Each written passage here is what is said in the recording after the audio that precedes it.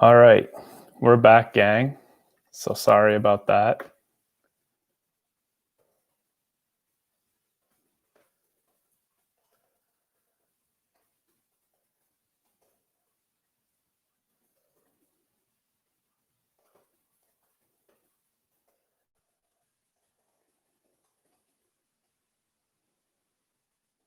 Hey yo, what's up, Nick De Palma? How's it going?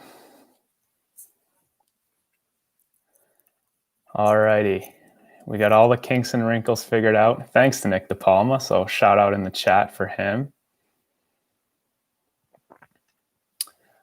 All right, so as I wait for questions to come up in the chat, I'll start to cover the games here. So we have the first one in Chicago versus Detroit. Did you stare it over? Ben Miller, yes, I did. I had some technical difficulties getting the chat to pop up, but our good friend Nick De Palma helped me out there. So we got things going again, so we're good. No, you were watching the right one. I had the wrong one going. That's my apologies. The boys have any questions for me?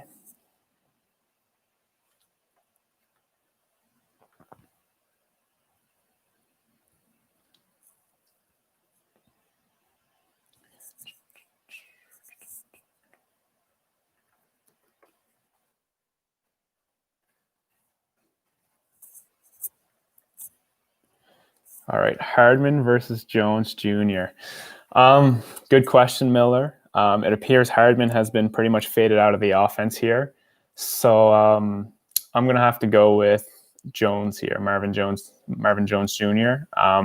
Simply because he's the second best target on the lines right now with TJ Hawkinson there and Golladay being out, Marvin Hall being released from the team. So Jones Jr. definitely has the volume there. Hardman has the upside where he just needs one pass to score a 90-yard touchdown or a 50-yard touchdown, whatever you want to say. So I'm definitely going Jones Jr. for the higher floor and more consistent point total.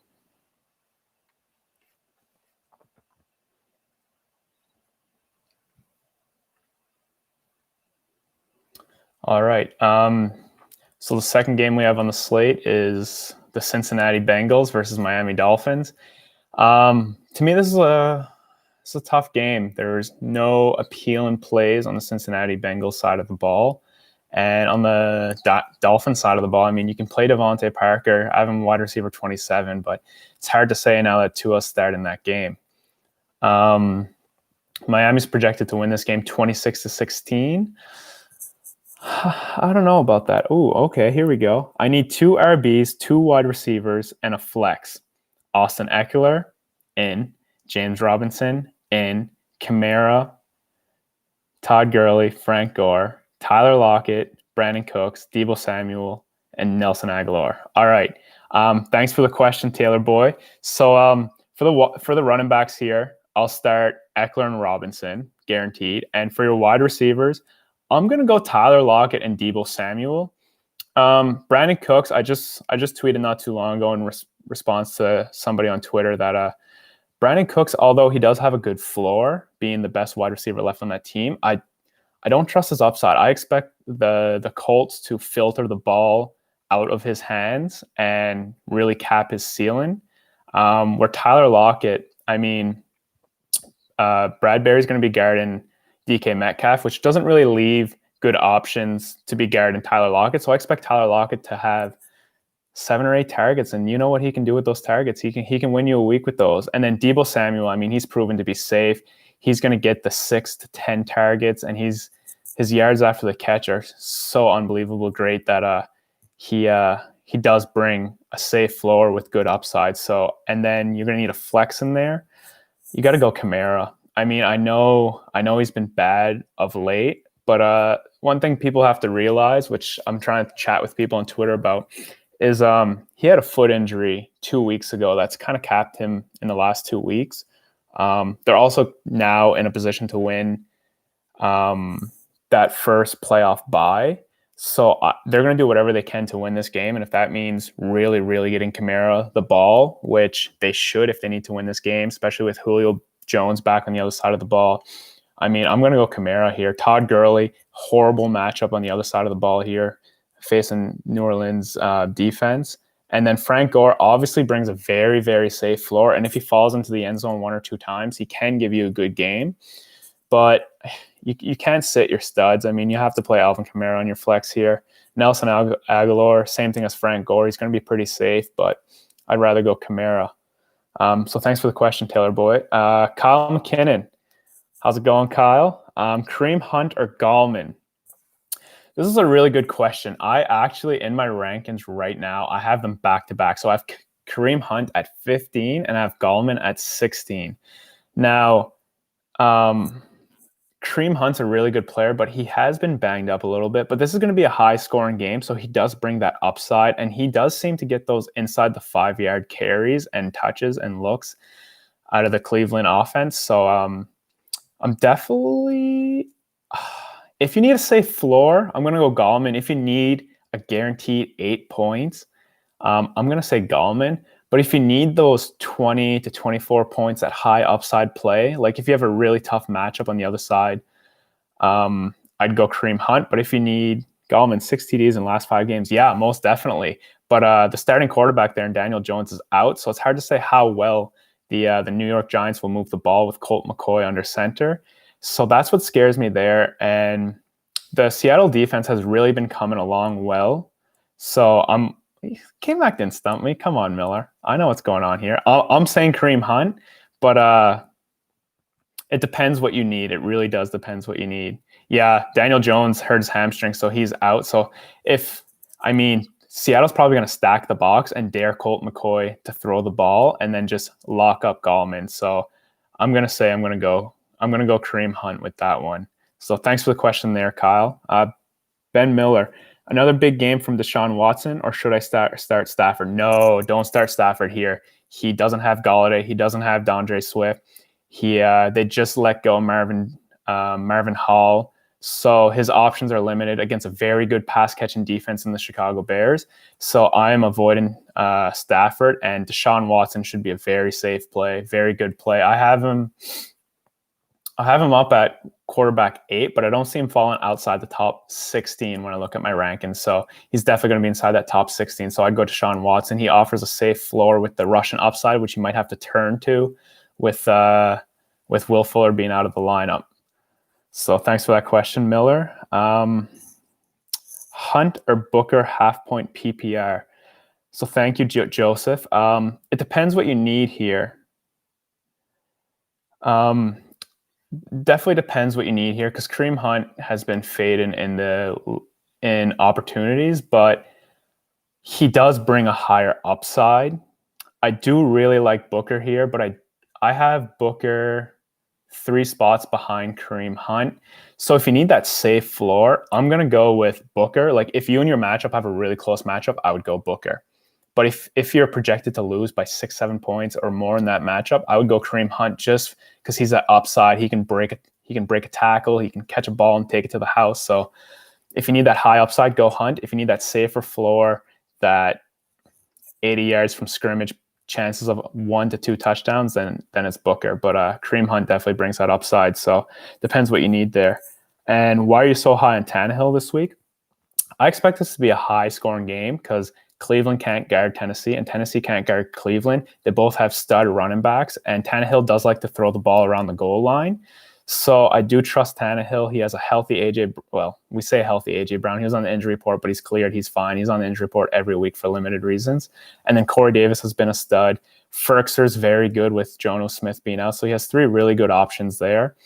And he does bring that Russian upside. So I really, really like Tannehill this week. And there's a lot of quarterbacks in tough matchups this week and bad game scripts. So, yeah, I'm definitely leaning Tannehill as a really good play this week. Kyle McKinnon, Colt McCoy, the old Texas boy, going to show up for the Longhorns. Against Seattle, he does have a chance throwing the ball, but I'm not playing Colt McCoy. Come on, Kyle. I don't expect the New York Giants offense to do a whole lot here. They're actually, when I check what their game split is, they're only projected to score 18.5 points. So if Colt McCoy can throw a touchdown or 2, I'd be impressed. But I only see him throwing 1 touchdown, maybe with Wayne Gallman running in for the other. But I really don't expect this New York Giants offense to move that well. Taylor Boy, thanks. Oh, yeah, no, for sure. You're welcome. You just picked my lineup and I already had it set. Other than that, I had Cooks in instead of Samuel.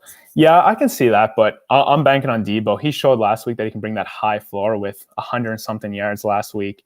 So yeah, I'd go Debo.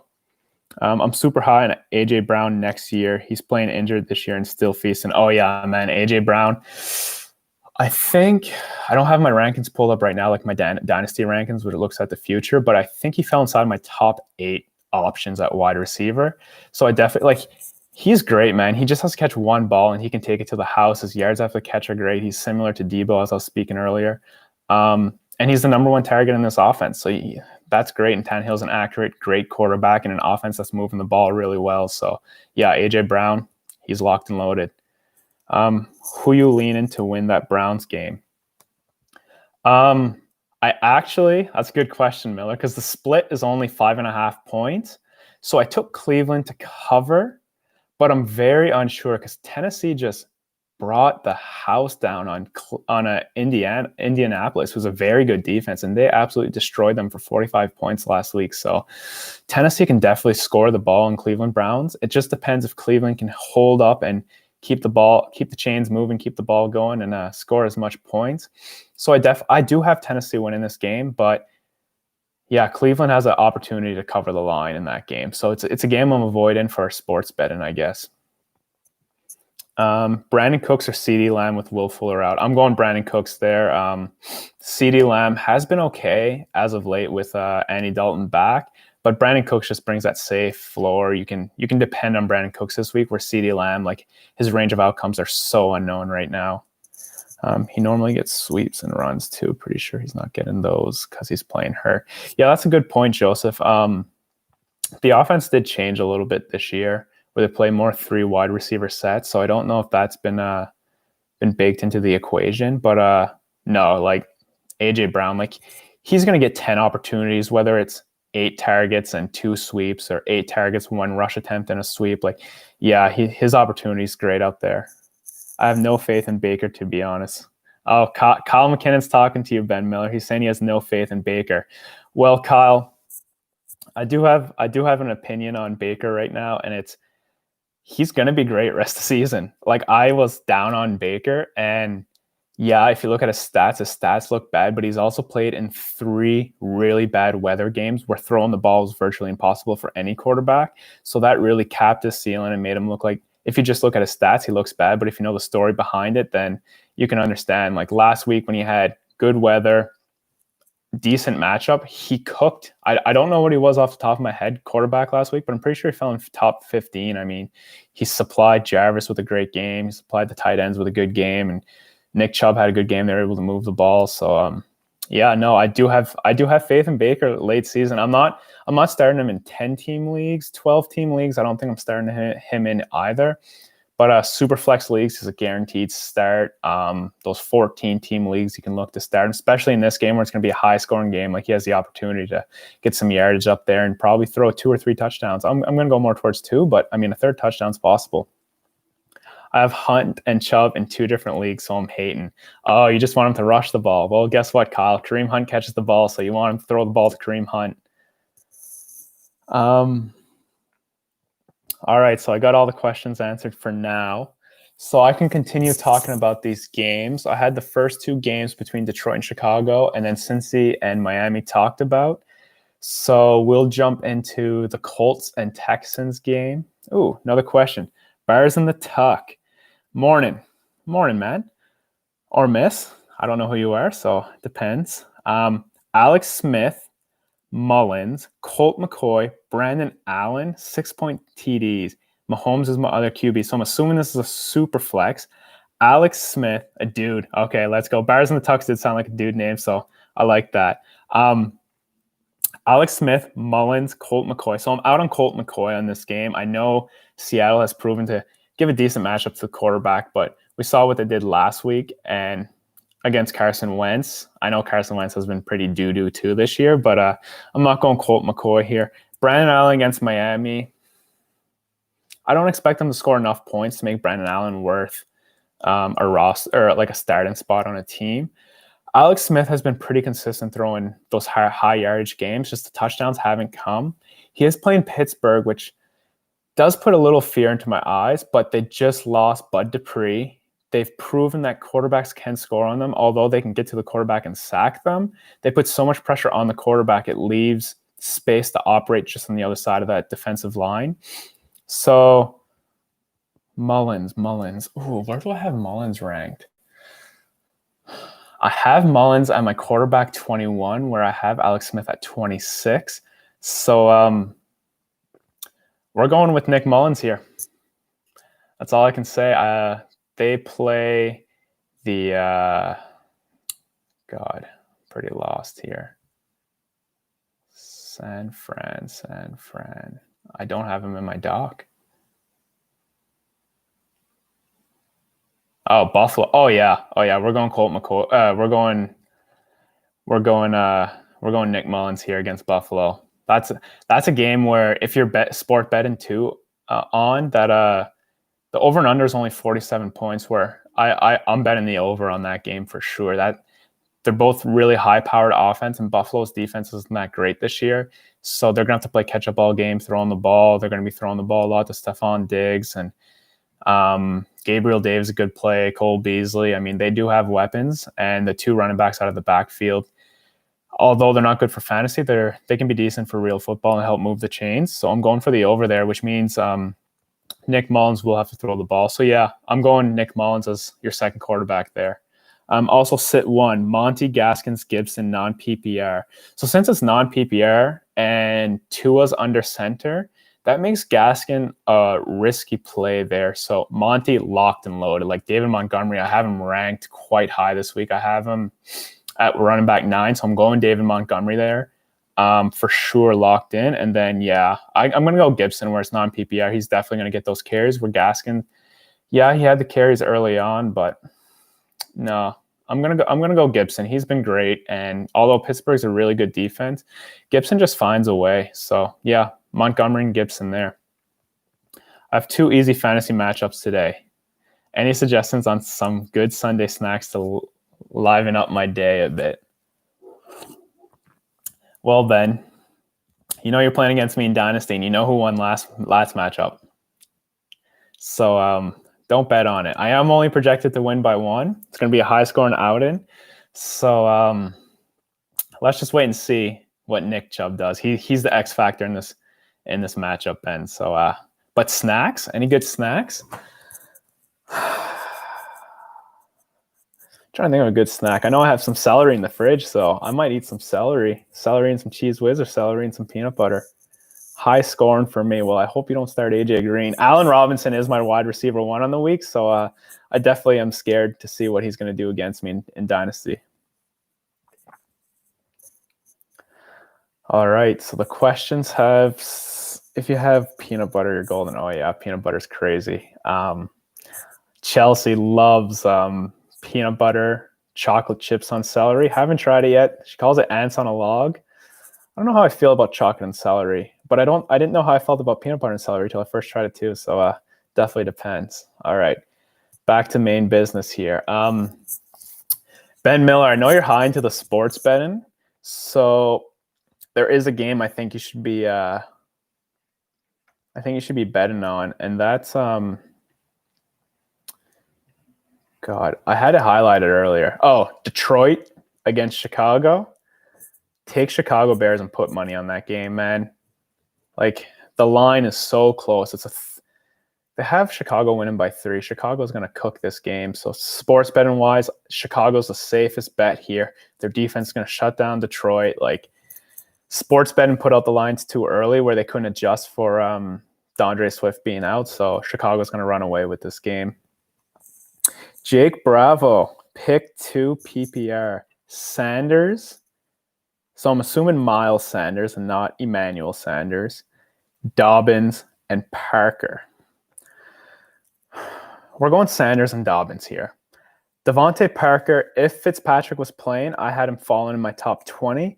But now that Fitzpatrick is not started and Tua's going to be starting there, I threw Parker on the back burner. He fell down to wide receiver 27, where Sanders has a really good matchup in Green Bay. I think they're either the worst or the second worst against the run in the league.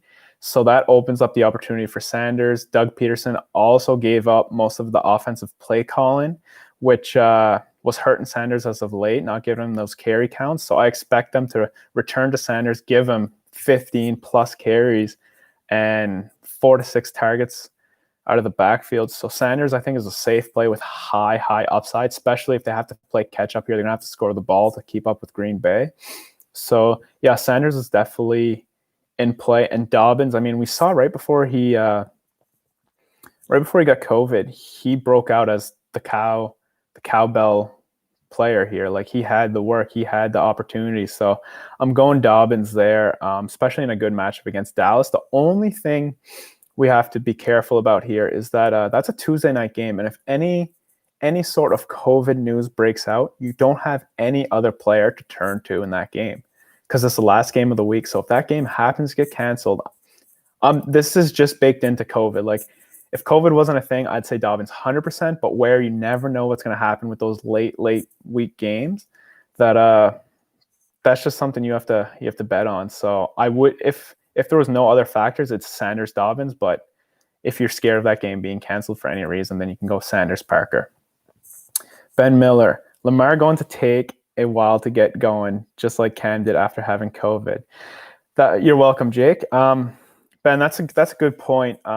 We did see Cam's arm and juice look really, really bad in that first game. Even that second game, he wasn't great coming out of COVID. But everyone gets affected by COVID differently. So I guess we just have to watch the reports. If he's already expected to play on Tuesday night, which was released this morning, then I'm assuming he's pretty healthy and COVID had little effect on him, and especially being against the Dallas Cowboys, who has their defense is horrible. So I think Lamar Jackson will be safe, but he's not going to have that quarterback one kind of upside with him this week, being against coming off of COVID. So yeah, I do think he'll be all right, but he won't be great. He might be lacking some juice like Cam did.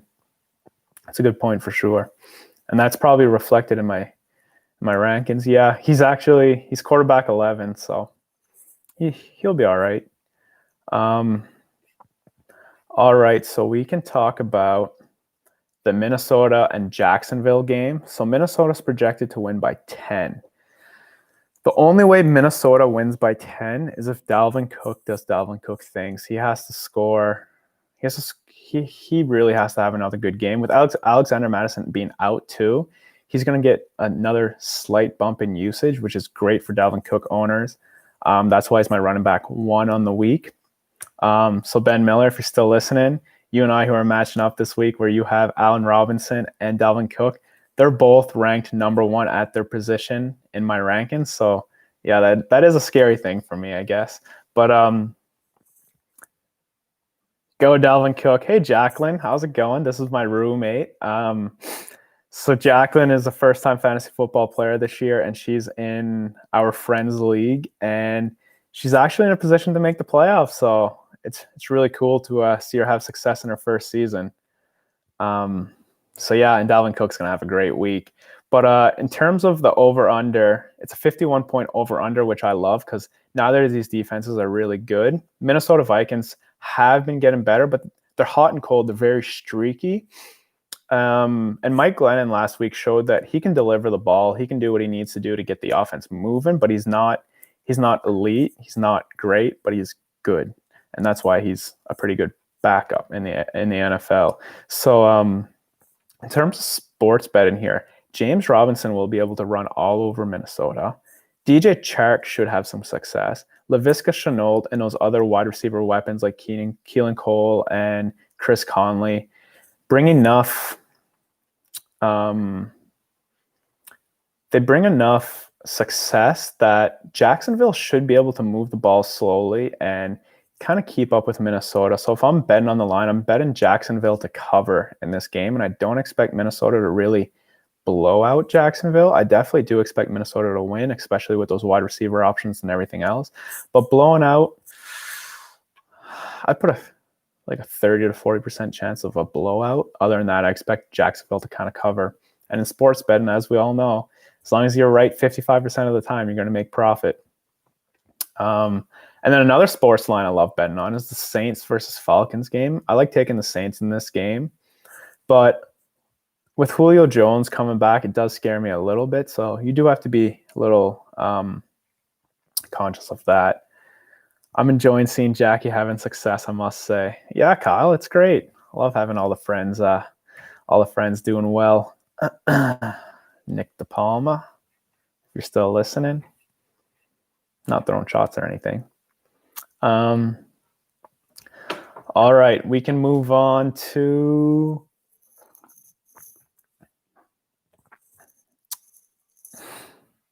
oh, you're not enjoying seeing Jackie have success. Oh well, that's just kind of rude, but oh god. The chat's getting a little hostile here. We might have to shut it down real soon. So looking at matchups, I'm trying to avoid, in general, the ones that I don't think we can, for lack of better terms, squeeze a lot of juice out of is the Washington-Pittsburgh game. I don't expect this to be a high-scoring game, so that's a game where I like players outside of those games. And the New England-Los Angeles Chargers game is another game I don't like a lot of players in. I have Herbert ranked at QB5, but that's at his absolute ceiling. And same as Cam Newton, QB12, and that's at his absolute ceiling. So, and Keenan Allen, wide receiver 8, is kind of a risky one because Stephon Gilmore will be guarding him. And, I mean, Stephon Gilmore is an absolute animal. So, Keenan Allen isn't a safe play, but he will have those targets. So, you got to be leaning New England for that game too, though, no?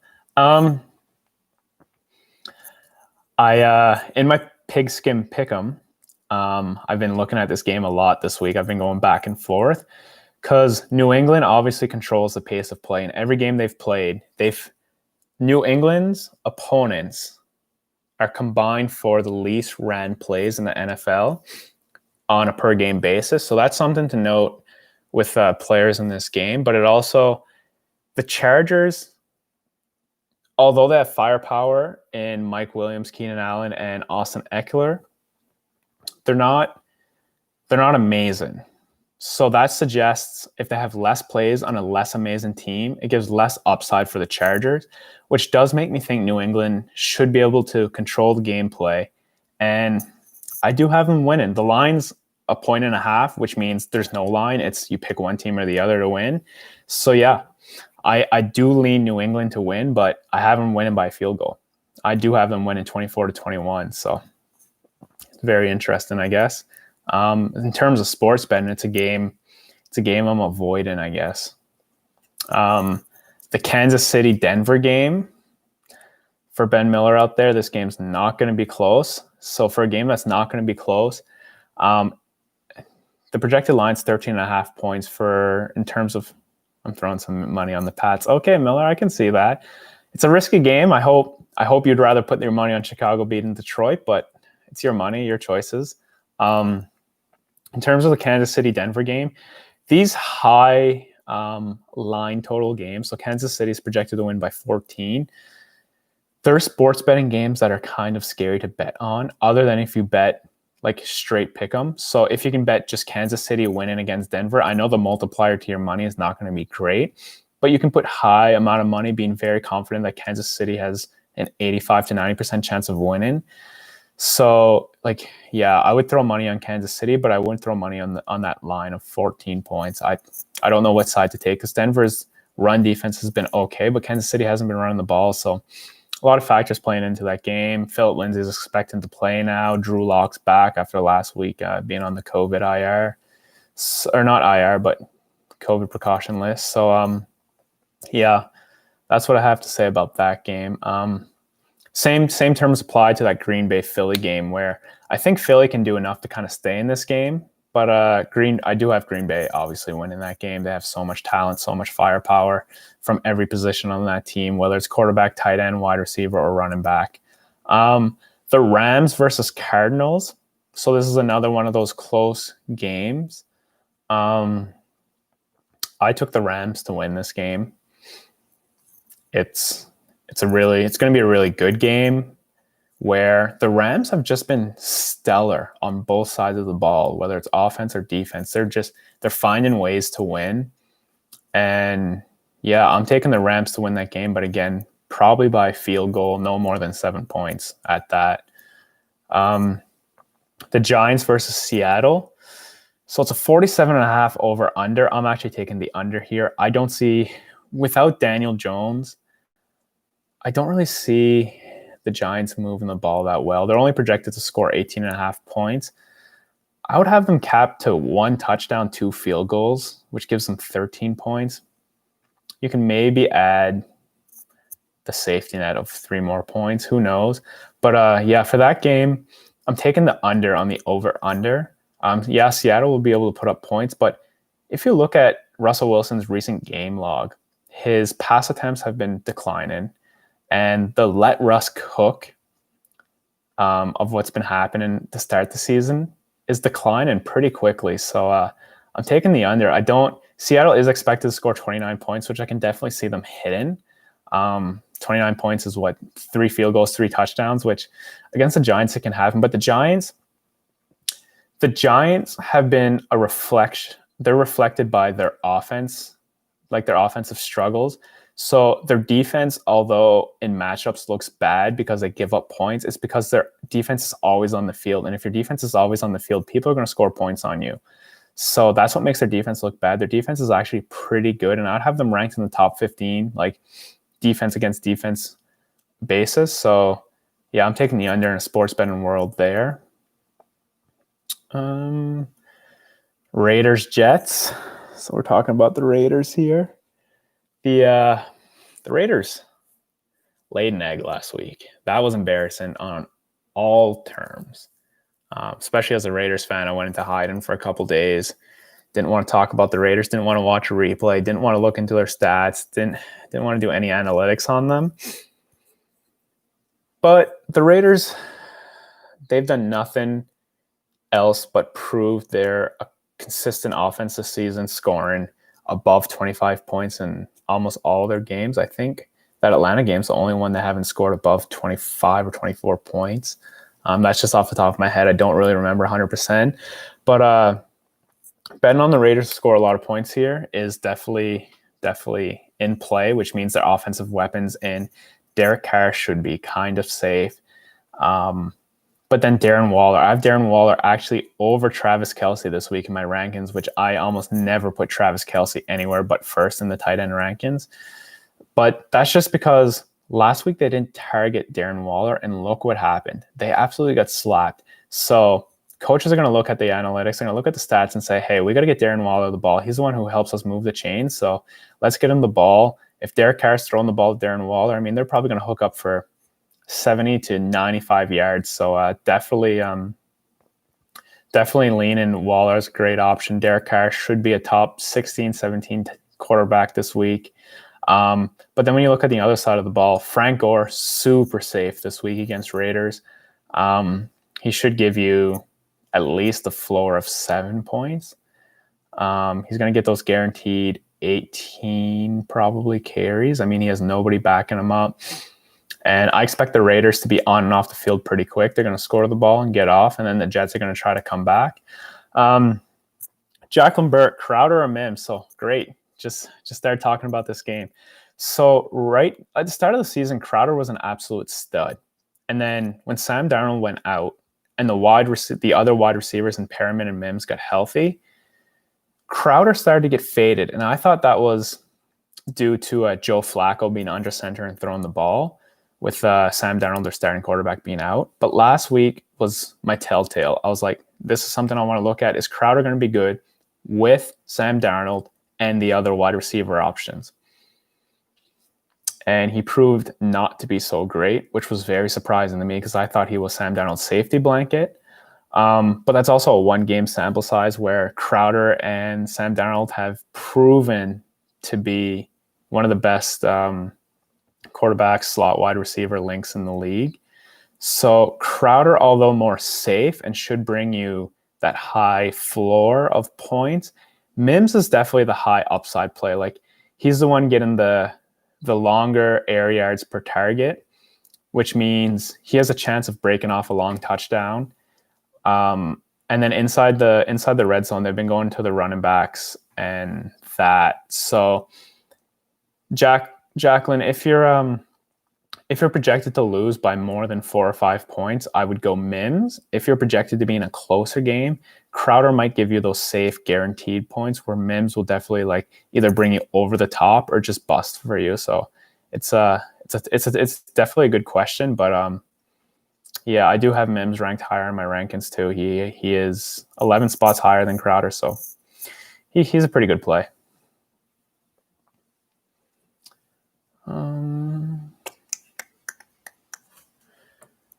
Is there any games I haven't talked about yet? So haven't really touched on the Dallas-Baltimore game outside of the questions we've been getting. So when I'm looking at this game, I'm saying, okay, Baltimore's going to win because they can guard the ball. Dallas can score on them, but won't score a lot. Zeke's been pretty bad, and he's going to get locked up here. I'll try and trust Crowder one more week. Well, there you go, Jacqueline. I mean, I don't have the league standings on me right now, but I can pull them up.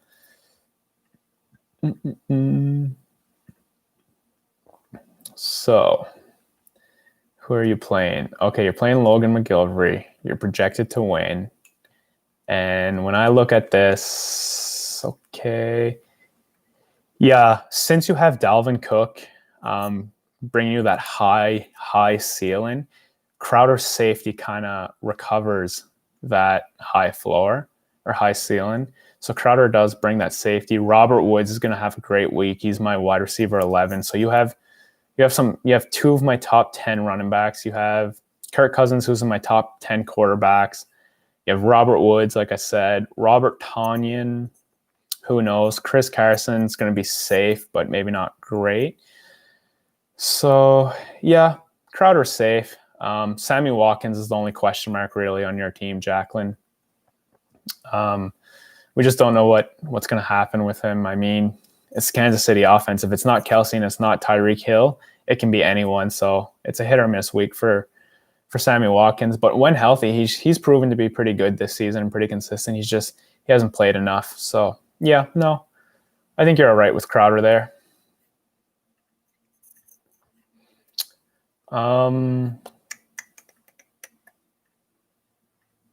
So since nobody's got any other questions, at the moment I have Lamar in for Tannehill.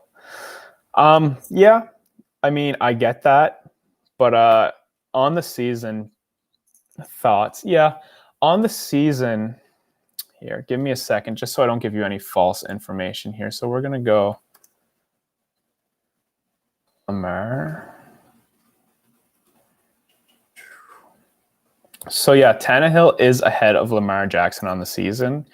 And this is going to be a higher scoring game than that Dallas game. So I like Tannehill for that upside. But Lamar definitely brings that safe floor. And as of late, he's averaged, over the last 3 games, he's averaged 19 points a game, 18.5 points a game. My hopes is Baltimore does need a winner. They're going to miss the playoffs, and they should win.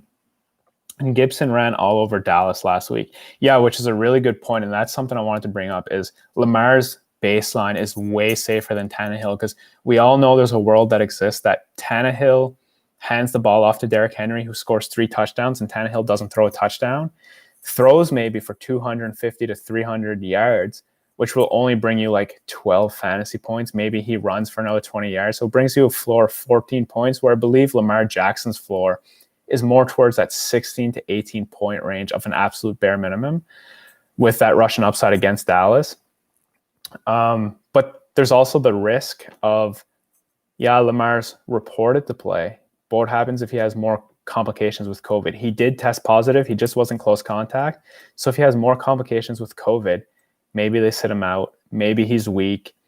It's hard to say. And that's a risk. If you're in I need to win this week to make the playoff situation, there's definitely risk there where we know Tannehill is going to play. We know what the offense is. We know it's going to be a high-scoring game. So it really depends what you need this week. I have Big Ben also to lean on. Well, Big Ben's playing against the Washington Redskins anymore, Washington football team. So I have him ranked at quarterback 16, Lamar 11, Tannehill 3. Tannehill, when I projected his stats and his ceiling and floor, he did fluctuate from 3 to 13. So I definitely put him at his ceiling. Playoffs locked in, but I need a win and good points for a bye. Okay, so you're playing for the bye, so that's also just as important as, well, not as important as making the playoffs, but like it's there with it. Joseph, if you don't mind, what's the projection? If like right now you said Lamar's in your lineup, what are you projected to win or lose, and by how much? So I'll wait for you on that question because yeah, if you're projected for a close matchup, I would probably go Lamar. No, really good question. I don't think you can go wrong with either. But yeah, I just lost 125 with Lamar versus 114. Okay. Well, if that's the case, but he has Mahomes, yeah, and Mahomes can always blow up, especially against Denver. You got me stumped. That's a good call. I'm gonna, if you're projected to win by 11, I'm gonna go with Tannehill just in case Lamar misses. What happens if I also have AJ Brown? So I'm worried about the stack busting. No, I'd worry about the stack hitting because they're in a really good matchup. They're in a high-scoring game, so I'm trusting that stack. Where AJ Brown, I have him at wide receiver 4 in the week. I mean, Cleveland's not going to be able to guard him. Their secondary is pretty beat up right now, where their D line has actually gotten stronger. They just got Myles Garrett back, I believe. So maybe they throw the ball a little more than they have over the last couple of weeks. So yeah, I'd probably go Tannehill here just for the safety, where you're projected to win this game by a good amount. I wouldn't want you waking up Tuesday morning saying, "Oh, Lamar's missing tonight's game," and then you're like, "Well, Darren, Patty Mahomes just scored 30 points on my fantasy team, and I don't have a quarterback to play tonight." So I'd go Tannehill just for that safety, where you're projected to win by a decent amount. Thanks for the question, though. Love the interaction. Yeah. So yeah, talking again on that Dallas Baltimore game. Baltimore's projected to win by 7.5, and I get this because Dallas has. Yeah, no, for sure. You're very welcome.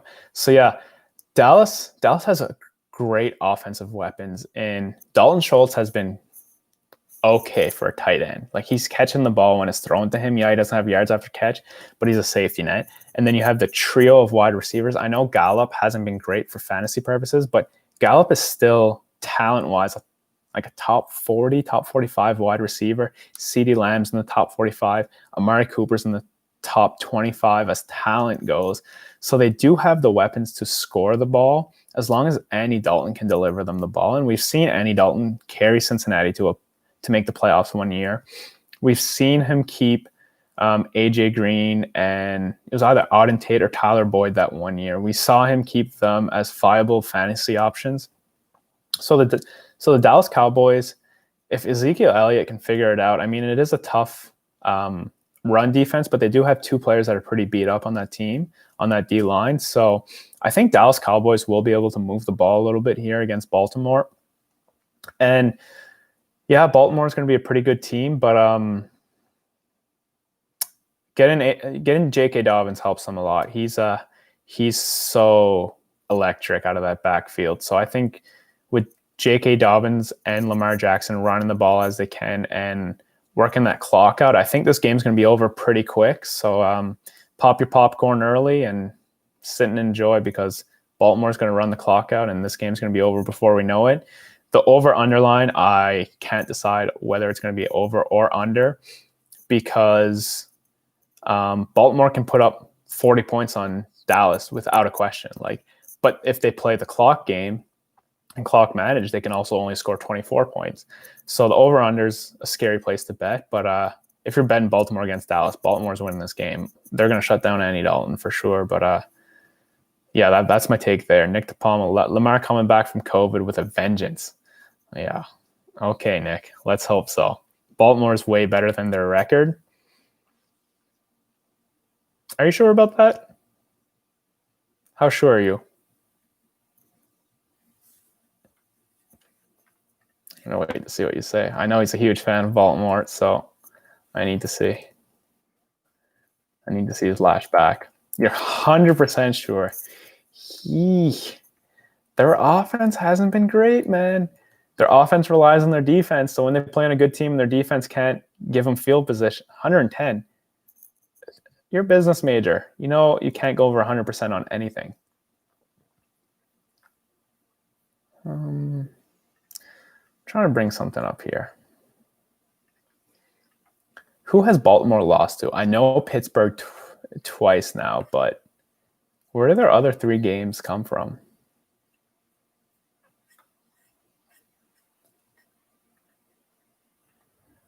Offense wins games, defense wins championships. Okay, KC. So okay, they have 3 of their 5 losses are against good teams.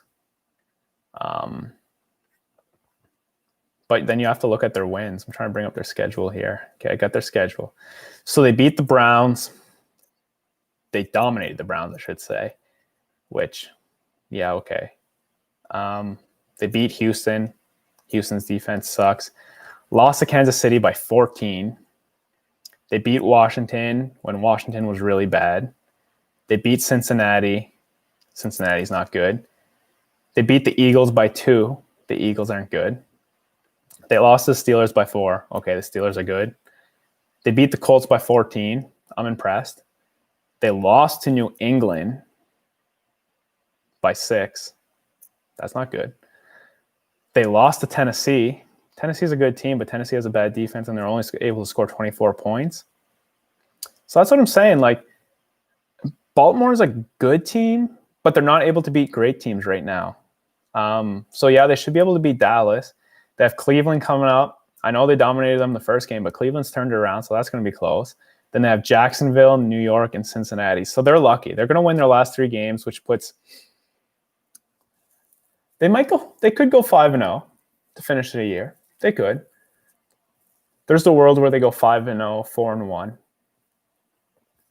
which would put them at what if they're 6? That gives them 11 wins. So yeah, they'll make the playoffs. 10 or 11 wins always makes the playoffs. So yeah, we'll see Baltimore make the playoffs. People are. I've seen a lot on Twitter that they're freaking out about Baltimore missing the playoffs, but no, they'll make it. Who has a better chance of making playoffs, Baltimore or De Palma?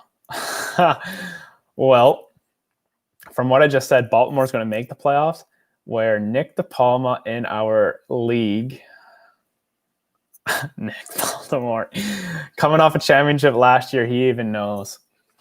I'm trying to bring up the standings here. So, Nick, you're at 11th? Yikes. To make the playoffs, you're actually eliminated from the playoffs. So I'm going to have to say Baltimore. RIP, Nick De Palma fantasy team. Can't go B to B. All right. I'll get the win this year, though. That's fine.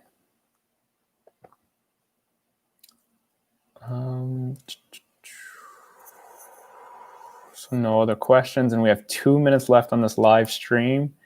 I want to say thank you to all of you guys. Oh, this was great.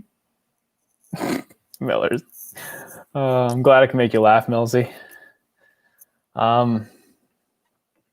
Yeah, also, me and Lamar had MVP seasons last year. It happens. Yeah, well, what about this year? Boys ain't consistent. Yeah.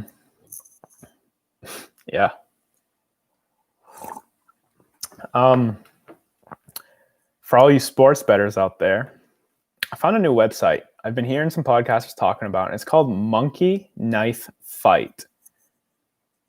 I like it. It's fun. I've been profitable so far in my 2 weeks on it. So I definitely love this sports betting website. Herb, man, how's it going? Long time no talk. It's been a while. Who do you start against me? Well, probably your worst players.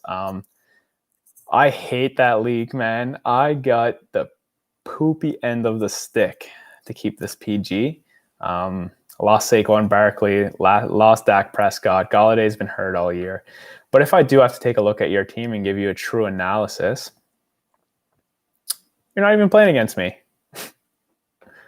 I'm playing against Chris. So I can look at your team, though, to see who you should be playing. So you're playing Sawyer this week. And other league. Oh, I totally forgot about that league. Okay. Yeah, that's what happens when you're in 8 leagues. You get kind of lost.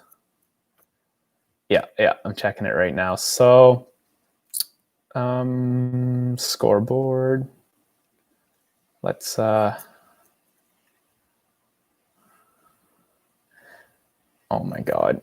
ESPN sometimes makes me mad with all its ads. All right.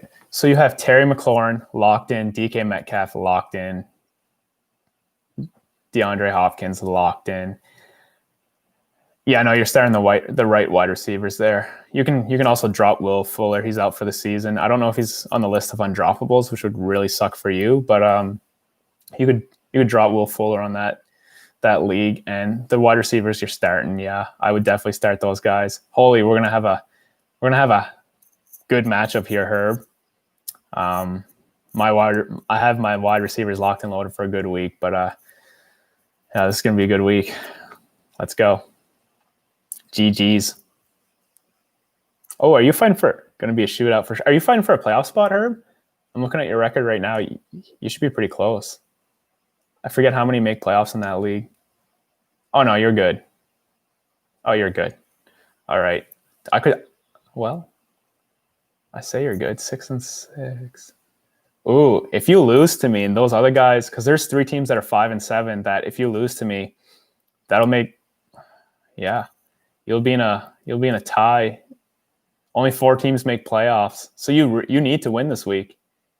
You need to win, and Mike Vick in a box needs to lose. So I won't be throwing it to you, but I'm not hoping you lose at the same time.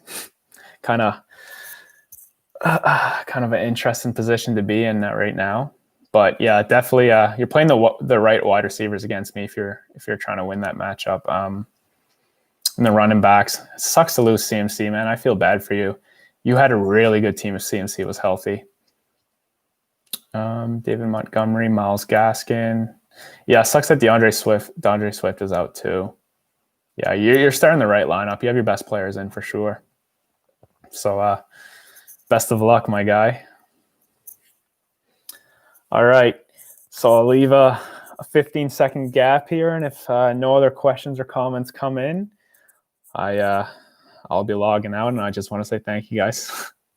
Thank you guys for coming in, and hope to see you next week. Hope to have Derek here next week, make it a little more interactive and not just me rambling to myself. So that'll be a lot of fun. Derek wasn't able to make it today. His Wi-Fi actually cut out, and the internet company said they couldn't come in until Monday to fix it, and he's been out of Wi-Fi since Thursday. So he's been pretty upset about that. He can't even watch football today because he relies on the internet for his football as well. So that sucks for sure. All right. Well, it's the last weekend of the regular season in fantasy football, so I wish you all luck. I hope you can all make the playoffs or claim that bye or get a better position than what you're in. And I hope your players stay healthy and all the players around the league stay healthy. And best of luck today, guys and girls. See you all later. Peace.